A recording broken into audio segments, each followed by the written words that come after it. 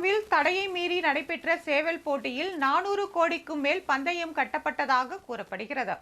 ஆந்திராவில் சங்கராந்தியையொட்டி தடையை மீறி ஆண்டுதோறும் பாரம்பரியமான சேவல் சண்டை நடத்தப்படுகிறது. நேற்று சங்கராந்தி பண்டிகை என்பதால் ஆந்திராவில் ஆட்டுக்கிடா சண்டை, பட்டம் விடுதல், சேவல் சண்டை போன்றவை நடைபெற்றது.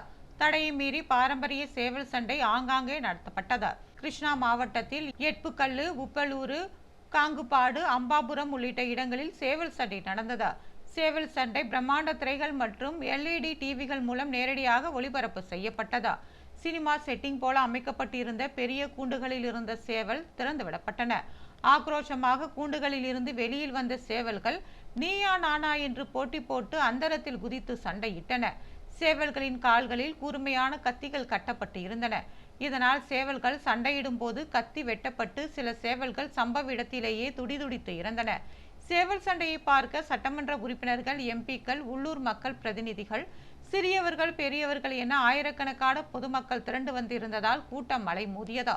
சண்டையிடும் சேவல்கள் மீது லட்சக்கணக்கில் போட்டு பணம் கட்டப்பட்டது. இதனால் நேற்று ஒரே நாளில் கிருஷ்ணா மாவட்டத்தில் மட்டும் 400 கோடிக்கு மேல் சேவல் பந்தயம் நடந்ததாக கூறப்படுகிறது.